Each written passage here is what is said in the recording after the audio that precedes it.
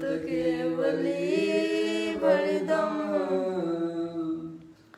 नमो कर अनंत उत्कृष्ट दर्शन ज्ञानमय जिन वीर को कहूँ नियम सार सुकेवली श्रुत केवली पर कथित को। श्री नियम सार जी नामक यह परम आध्यात्मिक ग्रंथ स्वाध्याय हेतु में विराजमान है। आज से 2000 वर्ष पहले इस महान पवित्र ग्रंथ की रचना आचार्य श्री कुंद देव द्वारा इसी पवित्र भूमि पर की गई। ग्रंथ का नाम नियम सार है। इसके टीकाकार परम ब्रह्मधारी देव मुनिराज हैं।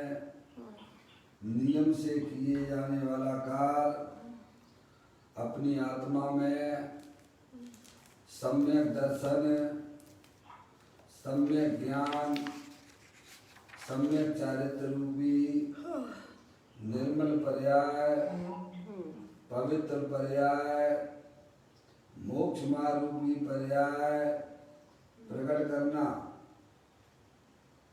क्योंकि वह स्वयं सुख स्वरूप है और अनंत सुख का कारण है।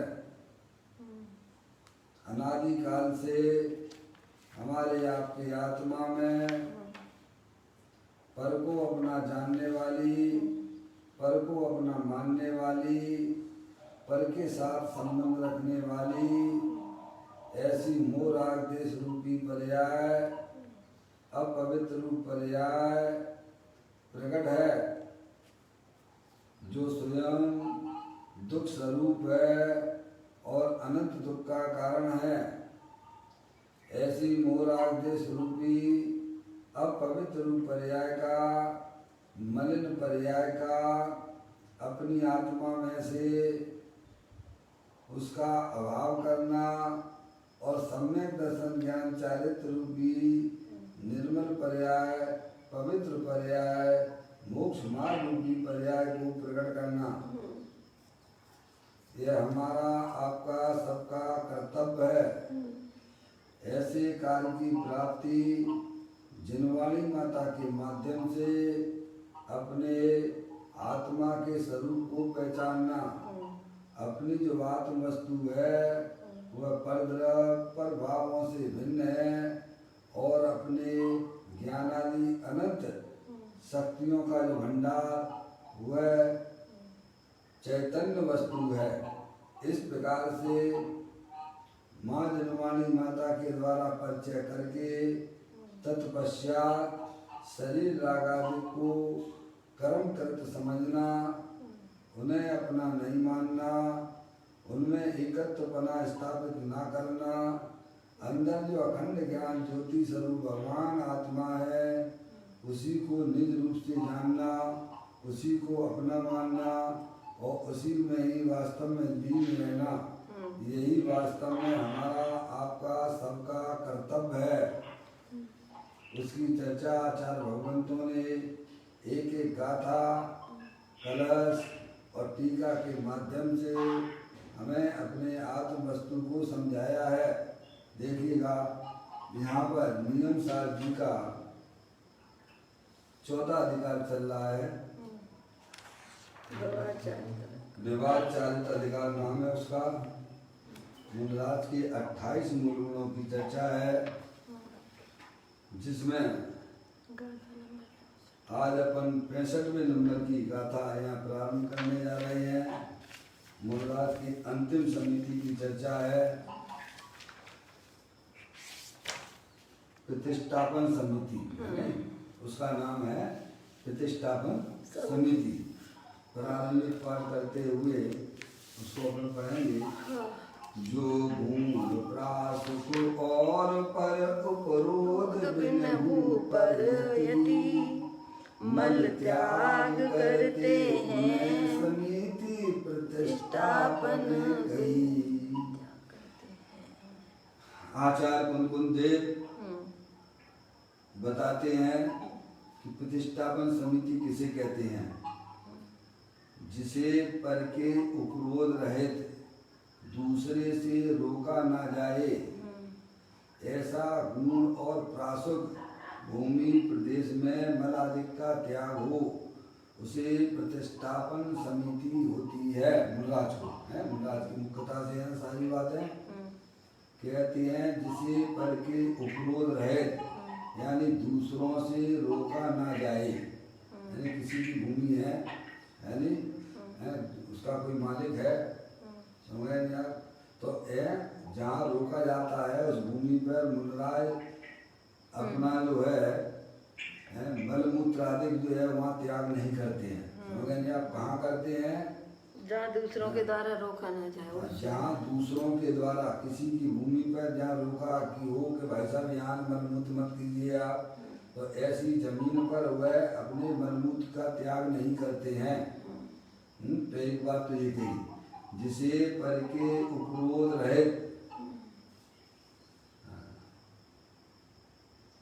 क्या कहते हैं? जिसे पर के उपरोध रहित, यानी दूसरों से रोका ना जाए, ऐसा गुण अर्थात प्रासुक भूमि प्रदेश में मलादिक का त्याग हो। समझ आप, कैसी भूमि होना चाहिए? भाई वह भोजन करते हैं तो हार निहार तो उनको होगा ना, मुनराजों को, समझ में आई कि नहीं आई?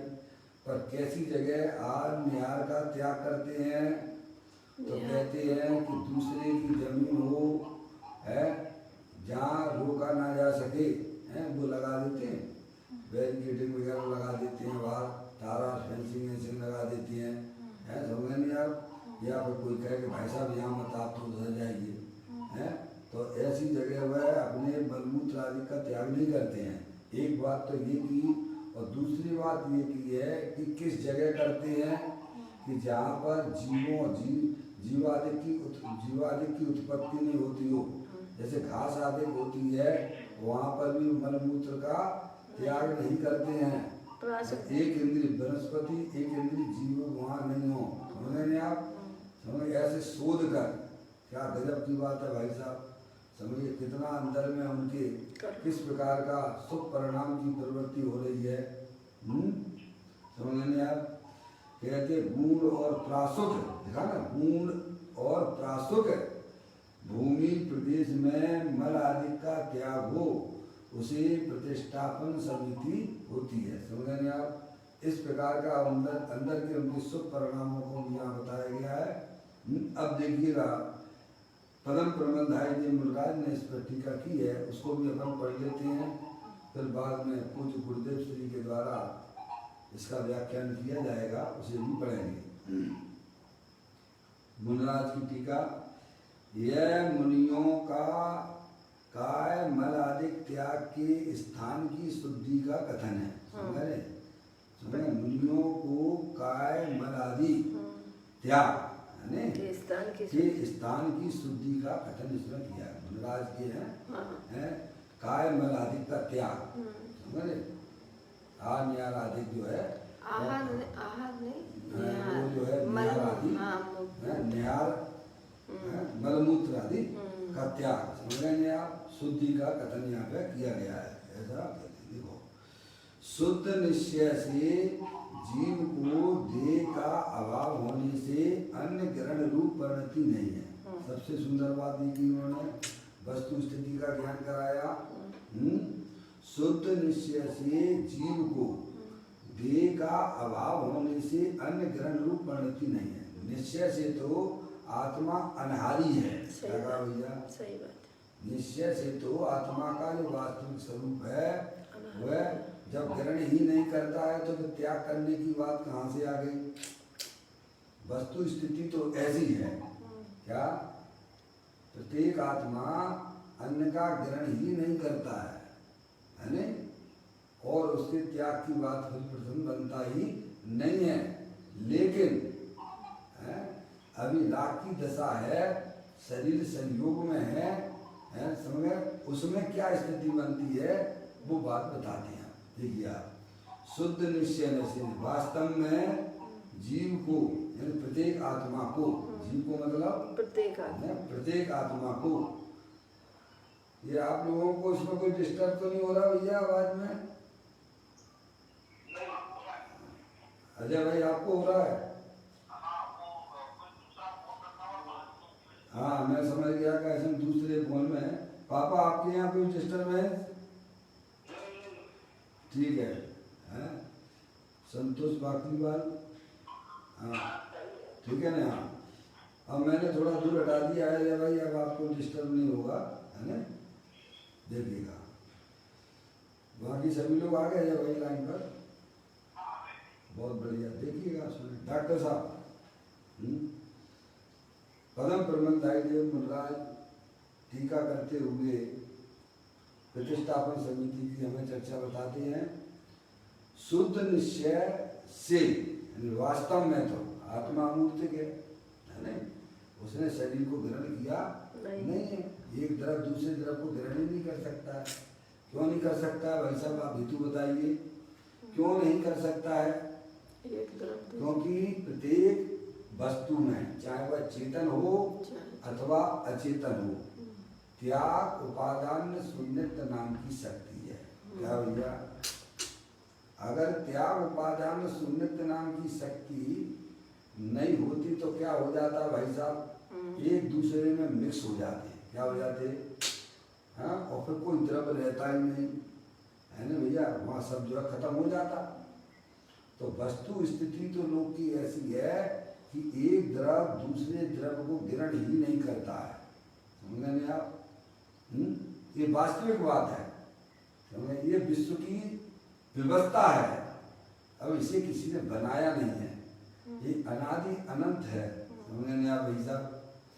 ऐसी व्यवस्था अगर ना होती तो ये सब शून्य हो जाता, जीव भी नहीं रहता, पुद्गल भी नहीं रहता, धर्म अधर्म आकाश काल है भैया, कोई नहीं, सब खत्म। तो सब मिक्स हो गया, खत्म हो गया ना भैया। एक दूसरे में कोई भी द्रव्य मिलता नहीं है, ये अनादि अनंत सत्य है। क्या भाई साहब? तो यहाँ कहते हैं शुद्ध निश्चय से जीव को देह का यानी शरीर का अभाव होने से अन्य ग्रहण रूप परिणति नहीं है। जब आज तक आत्मा ने शरीर को ग्रहण ही नहीं किया है तो फिर ये भोजन का ग्रहण किया, ये बात कहाँ से आ गई? ये वास्तविक बात है, ओरिजिनल बात है। समझे आप? इसे हमें अपने ज्ञान की कसौटी पे कसना चाहिए। समझे आप? तो कहते हैं शुद्ध निश्चय से जीव को देह का अभाव होने से अन्न ग्रहण रूप परिणति ही नहीं है। समझे आप? ग्रहण करने का भाव भी नहीं है। क्या? अन्न ग्रहण करने का भाव भी नहीं है। समझे आप? भाव नहीं है मतलब यानी भाव नहीं है यानी इच्छा नहीं है। इच्छा रहे भगवान आत्मा है, इच्छा स्वरूप। समझेंगे? ऐसा है। अब देखिएगा, जैसा उन्होंने पदम प्रबंधाई जो मुनराज ने लिखा है, हमें उसको कैसे अपने ज्ञान की कसौटी पे कसना चाहिए, कहीं कोई संशयात्मक स्थिति ना हो। भैया फिर कहते हैं व्यवहार से, अब व्यवहार की बात आ गई है, व्यवहार से जीव को देह है। क्या? सिद्ध परमात्मा को तो वो भी नहीं है। समझना है? व्यवहार से व्यवहार यही तो लगेगा, अब कहाँ लगेगा? संसारी जीवों को। समझ रहे हैं आप? जीव को देह है, शरीर है, ये भी ठीक है, चलो इसमें कहीं कोई दिक्कत नहीं आएगी आपको। इसीलिए उसी को देह होने से आग्रहण है, उसी को देह होने से आग्रहण है। जिसके बाद शरीर लगा हुआ है तो आर आदि ग्रहण करेगा कि नहीं करेगा? करेगा। अभी यहाँ ऐसी कोई बात नहीं आ रही है, अभी तो यहाँ वस्तु स्वरूप बताया जा रहा है। ठीक है नहीं? अभी यहाँ कोई अभी मुनराज की अभी चर्चा नहीं आई इस इतनी लाइनों में।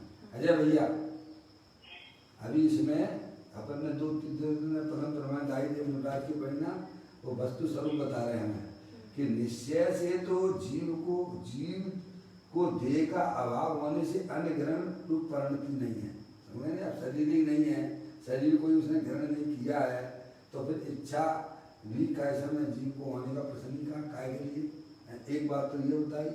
फिर कहते हैं व्यवहार से जीव को देह है, संसारी जीवों को व्यवहार से तो शरीर है एक, फिर इसीलिए उसी को जिसके देह है सिद्ध परमात्मा को नहीं, जिसके देह है ना, है। अरे मौसी का फोन आ गया है, मौसी का बेटू को दे दो, बेटू को दे दो, देखिएगा। फिर कहते हैं फोन ले जाओ ना यहाँ से। व्यवहार से जीव को देह है, इसीलिए उसी को देह होने से आहार ग्रहण है, क्या उसी को जिसके शरीर है। ठीक है, अपन देखते हैं सभी एक इंद्रिय आदि जो भी है,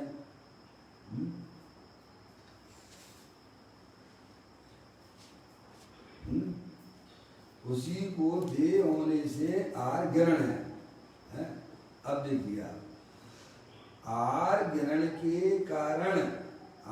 ग्रहण के कारण मलमूत्र आदि संभवित हैं ही। या अब ये बात है, जो आहार ग्रहण करेगा है तो उसको मलमूत्र तो होंगी ना, समझेंगे आप। इसमें भी अभी कोई बात नहीं आई, अब देखना है, तो एक सामान्य बात है, आपको नॉलेज की बात बता रहे हैं। आहार ग्रहण के कारण मलमूत्र आदि संभवित हैं। देखिएगा फिर अब क्या कहा उन्होंने, और सुनिएगा।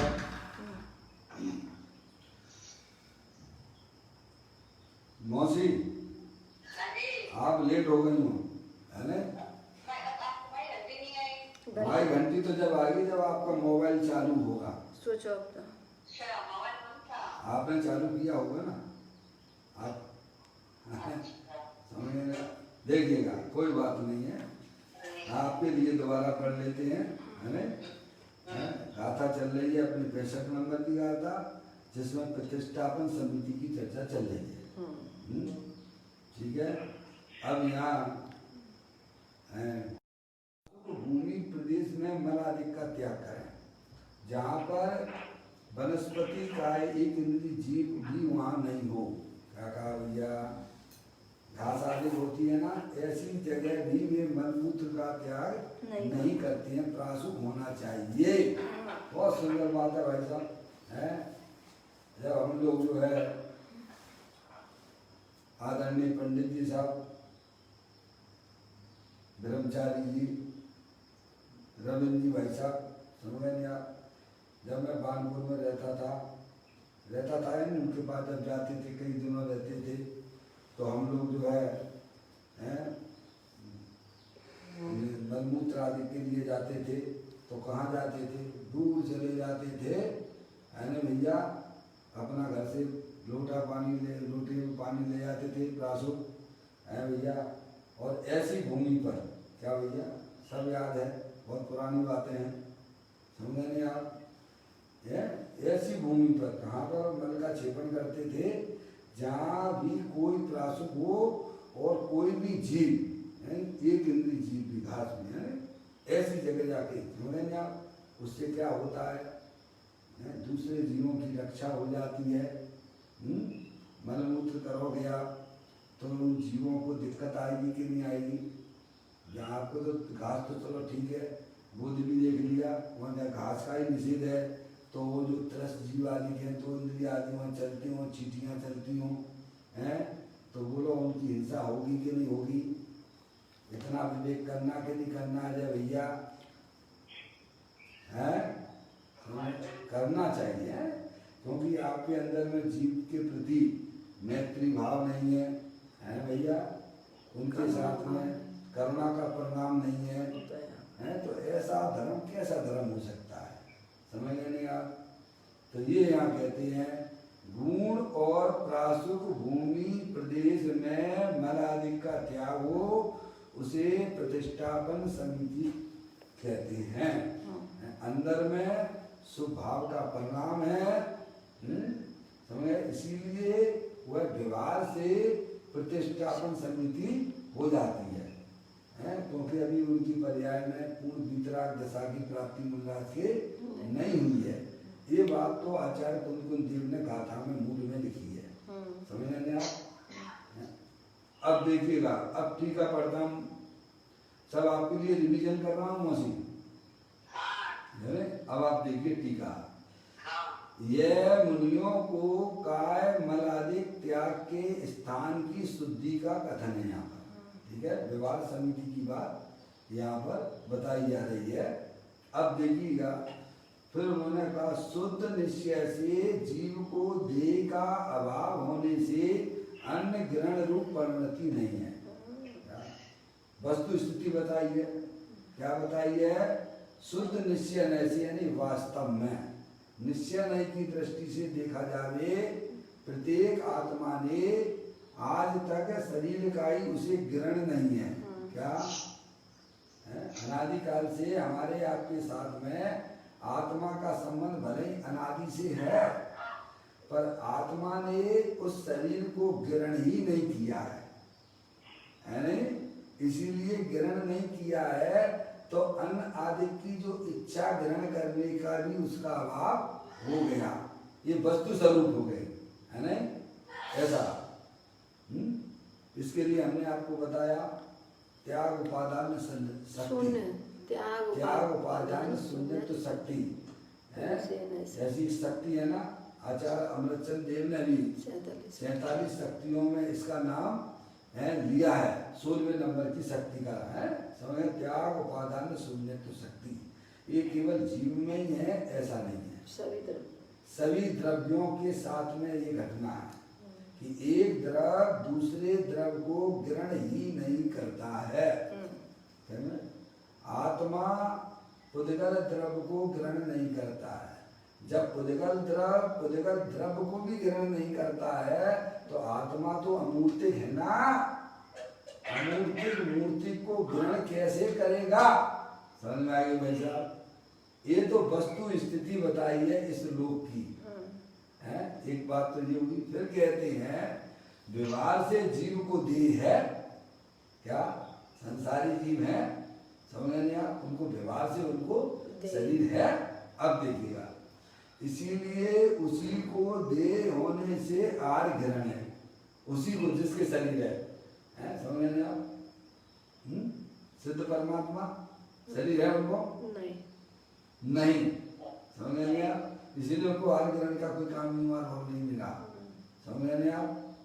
तो अनंत परमात्मा को शरीर है, शरीर तो है परंतु उनको है आहार जो वाला नहीं है, कबला हार का वहाँ निषेध है। समझ गए नहीं आप? उनके शरीर में एक कर्म 9 कर्म जो है ना, उसका तो आप भी करते हो ग्रहण। क्या कहा? समझ में आया नहीं आया? अजय भाई, और आज की चर्चा 6 प्रकार की आई थी ना पीछे, है हमने कर्म 9 कर्म का ग्रहण तो जो है अनंत परमात्मा को, आपको भी है, अनंत परमात्मा को भी है, समझ गए? कबला हार का नहीं, कबला हार की बात चल रही है यहाँ पर, है ठीक है। उसी को देह होने से आर ग्रहण है। आर ग्रहण के कारण मल मूत्र आदि संभवित है ही। क्या भैया, आप खाओगे हैं तो भाई साहब हैं तो आर की निहार की है, आर किया है तो निहार भी होगा ही होगा, समझ में आ भैया? तो कहते हैं मलमूत्र आदि संभव है ही, संभवित है। इसीलिए अब देखिए, संयमियों को मलमूत्र आदि के उत्सर्ग का यानी त्याग का है। संयमियों को मुनराज की बात की है नहीं, अब मुनराज की बात की उन्होंने। पहले तो वस्तु स्वरूप बता दिया, ऐसा है, ऐसा है, ऐसा है और ऐसा है। आपको कहीं दिक्कत आए तो आप बिल्कुल पूछ सकते हो, है भैया? ज्ञान में किसी प्रकार का संशय मत रखना। जनवाणी संशय स्थितियां में नहीं छोड़ती है, समझ नहीं आप? कहते हैं इसीलिए संयमियों को मलमूत्र आदि के उत्सर्ग का यानी त्याग स्थान है नहीं, त्याग का स्थान जंतु रहित तथा पर के उपरोध रहित होता है। जो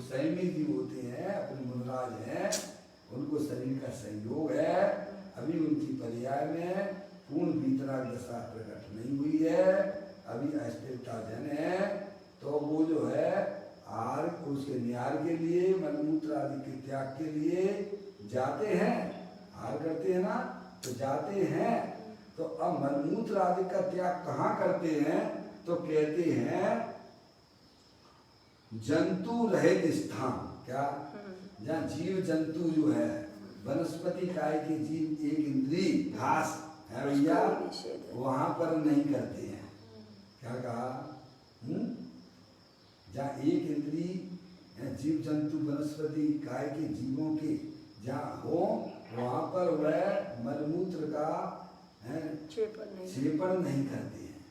हमें आप तो 2 इंद्री 3 इंद्री आदि की तो बात बहुत दूर की रह गई ना। एक बात फिर कहते हैं पर के उपरोध रहित होता है। कैसा वह भूमि होती है?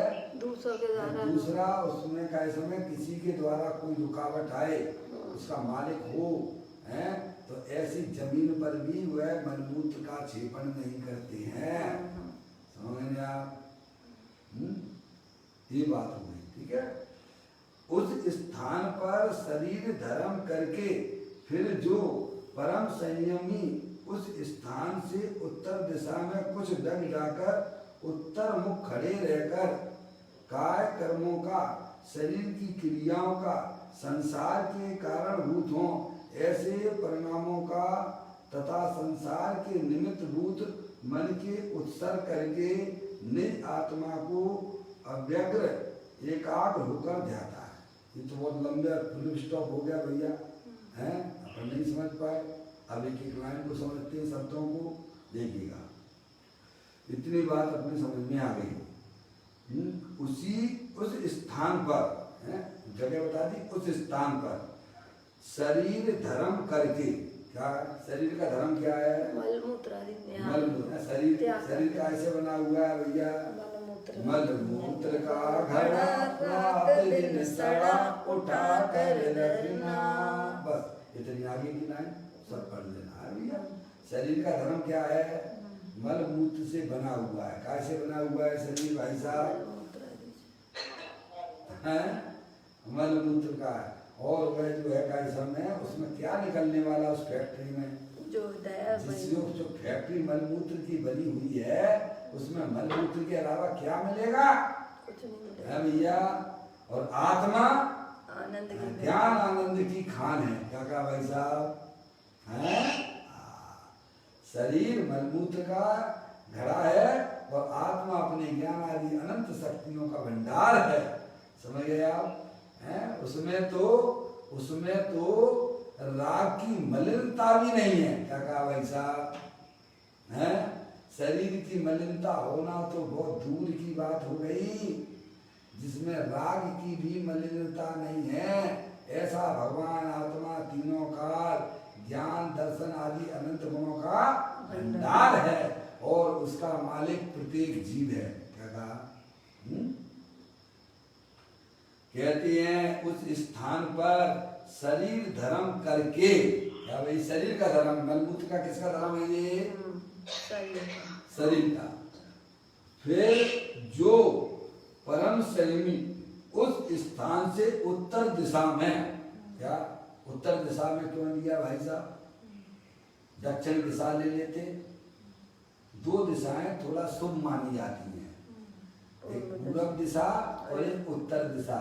आपने देखा होगा भगवान जो भी हैं मंदिर में भगवान की प्रतिष्ठा करते हैं, उनका मुख किधर होता है? पूर्व दिशा में या उत्तर दिशा में?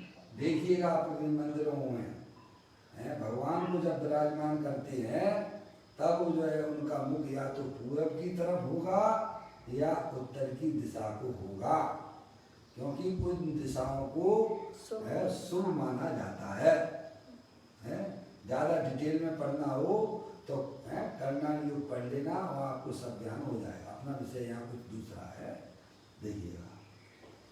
कहते हैं उस स्थान पर शरीर धर्म करके फिर जो परम संयमी उस स्थान से, मुल्लाद की बात करते हैं, उत्तर दिशा में कुछ डग जाकर, कुछ डग यानी कुछ पैर चलकर, है भैया, उत्तर मुख खड़े रहकर, समझे आप, काय कर्मों का, शरीर की क्रियाओं का है शुद्धि करते हैं ना, समझे आप, उत्तर मुख में है कुछ ढक चल के वहां से छेपड़ करने के बाद वो काय की शुद्धि भी करते हैं। आप भी लोग भी करते ही होगे भाई साहब, हैं, समझ नहीं आप।